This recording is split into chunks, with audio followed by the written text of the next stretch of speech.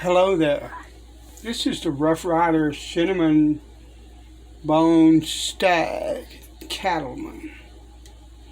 It has a large clip point blade, which is very sharp. You see the oil on that blade. This is I think, Rough Rider's T10 carbon steel, but it has a clip point or blade, and then what Rough Rider is calling a drop point.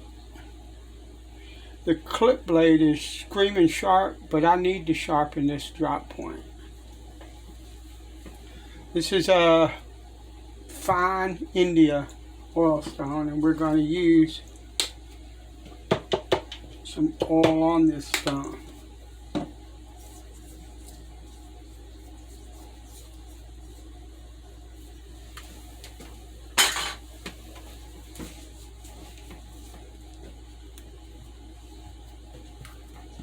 Let me situate things.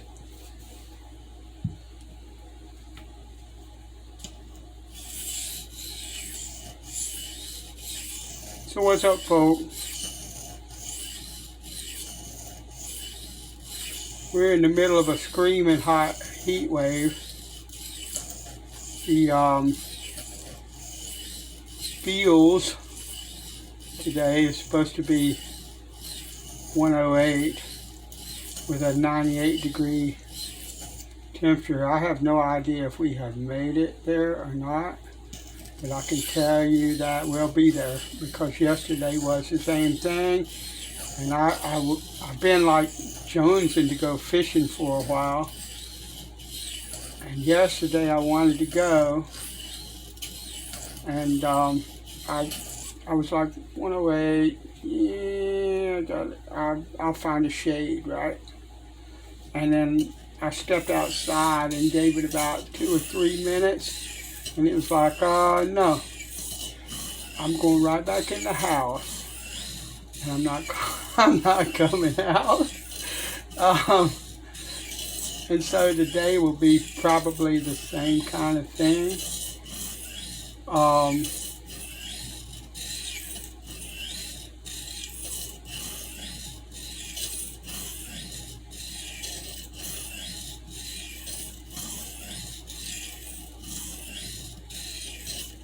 So, since I'm stuck in the house, I know that wifey will decide that she has some stuff she wants me to do. That's a given.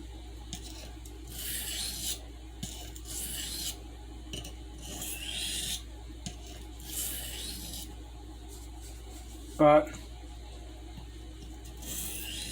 I'll happily do them. But I'm gonna have some fun and do some sharpening as well,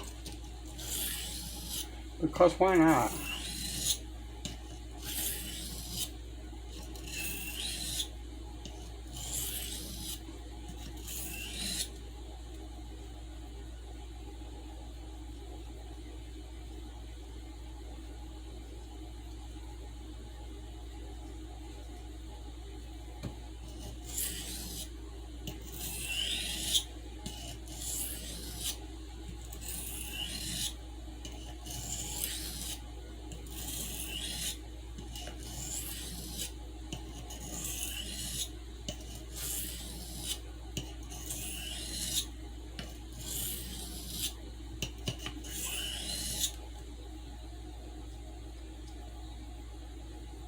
Oh yeah.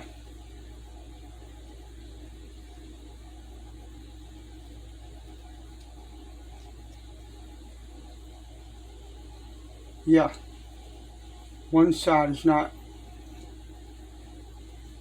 cutting as well because there's a burr on that side.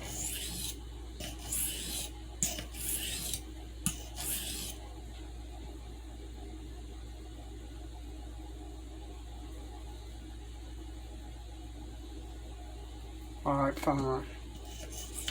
got a stubborn burr, so I'm going to work that burr, or work this edge rather, with some circles. I can see a part of the burr that's already fallen off and is laying on the stone.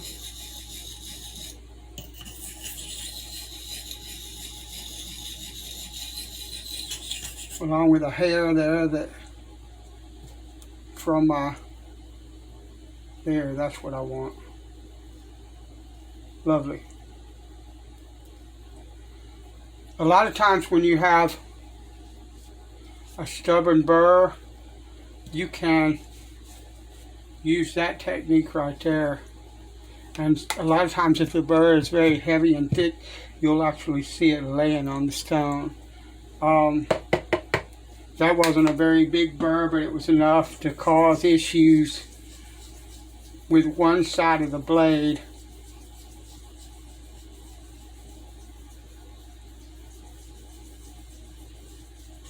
Not wanting to cut. So we want to take care of that if we can, so we don't have to worry about that. So what I'm going to do now, first off, I'm going to clean the oil off of my stone.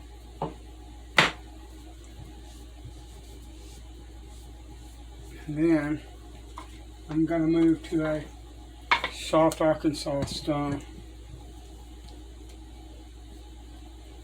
Actually, I want a different one. That one doesn't cut quite as easily. I have that polished a little bit more. So I want to go to this one.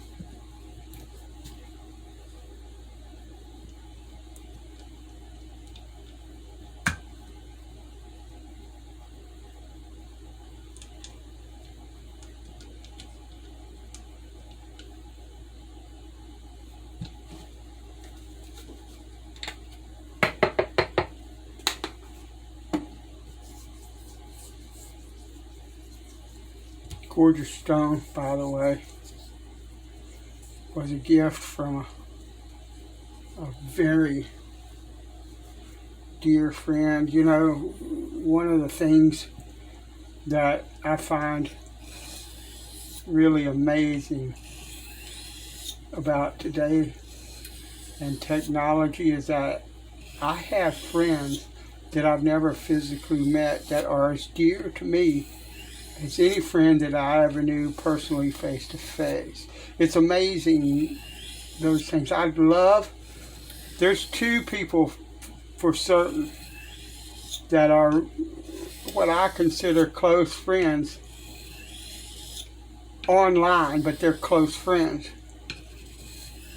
that I care a lot about and I'm invested in, and I really one day would love to meet those two individuals. One is the man that gave me this stone here, and the other one has invested in my channel fairly heavily as well, both of my channels, and I really do appreciate them for that. But it's the conversations and the fellowship and the like-mindedness, particularly, you know, Wayne here that sent me this stone. I mean, he and I are similar in age. He's probably got me by 10 years or more. I'm not sure. I can't remember what he said his age was. But, and the other guy's younger than me. But Wayne and I share a lot of the same ideas and understandings when it comes to sharpening, and particularly when it comes to these Arkansas stones and the old India and crystalline oil stones.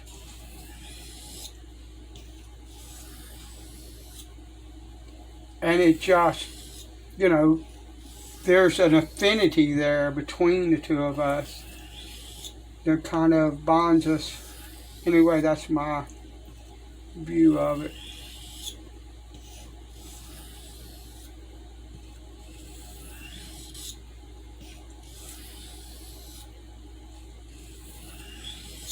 Lovely. I can already tell. One of the wonderful things to me when it comes to sharpening, or one of the wonderful experiences, I guess I would say, when it comes to sharpening things. Now this is a carbon steel blade, and so what I want to do is I want to move to a translucent on this blade, because this blade probably will benefit from it a whole lot more than, say, you're running a mill 440 or 420 stainless steel wood. And so I'm going to give it a little extra love on the translucent. But anyway, one of the wonderful things for me, one of the wonderful sensations for me when it comes to sharpening is like just from that India oilstone to the soft Arkansas, just feeling the edge of the blade, I can feel a huge difference in the refinement of this edge from between those two stones, and there'll be a comparable difference from the soft Arkansas to this translucent. It's just, I just love it. Sorry. I don't know if I'm waxing lyrical or poetic, or if I'm just throwing a lot of malarkey around. But that's the way I see it and the experiences that I'm having. And so, yeah.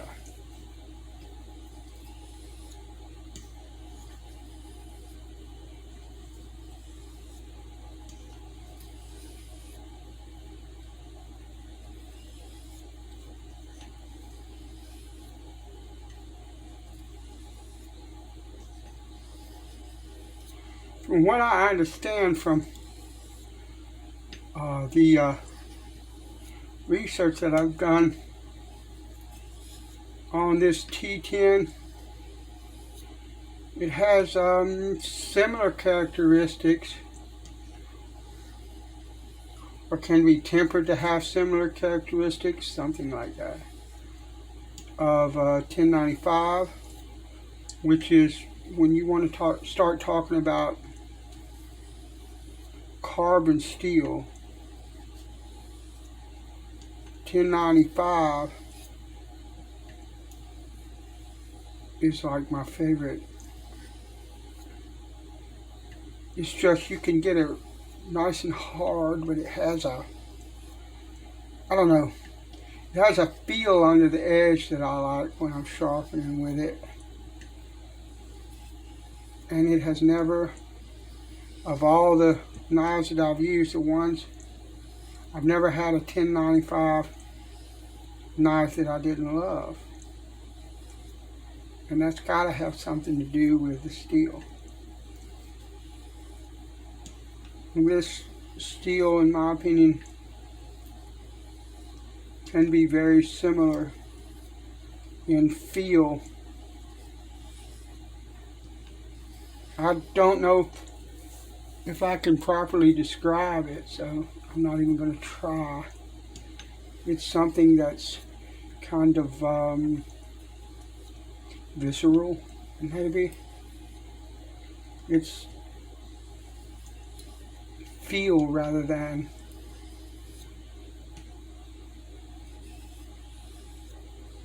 it's probably feel rather than fact, actually.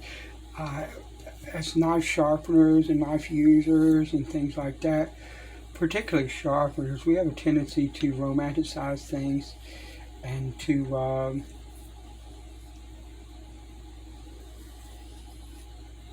superstition is not dead in the knife world. Let's put it that way.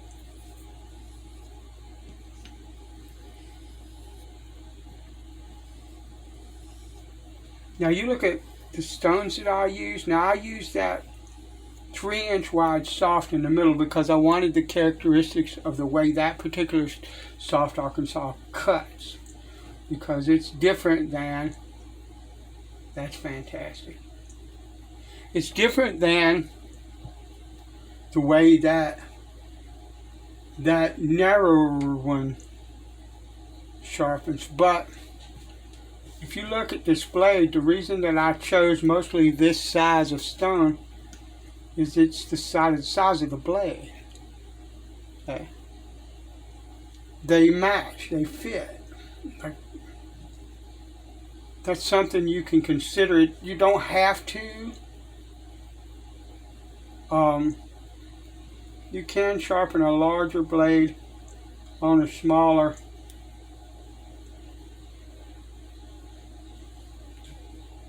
stone, and you can sharpen a smaller blade on a larger stone.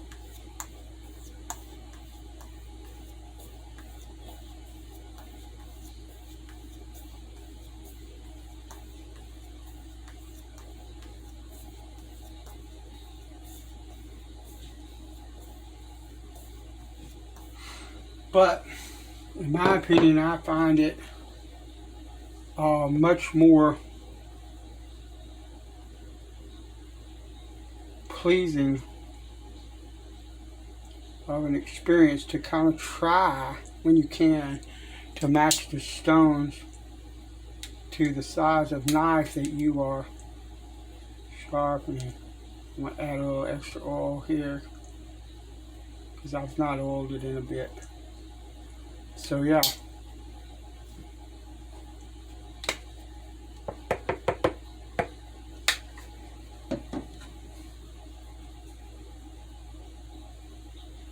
Generally don't have to do this, but I do it anyway. On the blacks and the translucents and the true hards and things like that. I'd like to have a true hard, not because I really need one, but because I think they're pretty. But, you know, I probably won't because I don't really need one. I really don't. But I mean, you know, who cares? And at some point, who cares about what we need, right?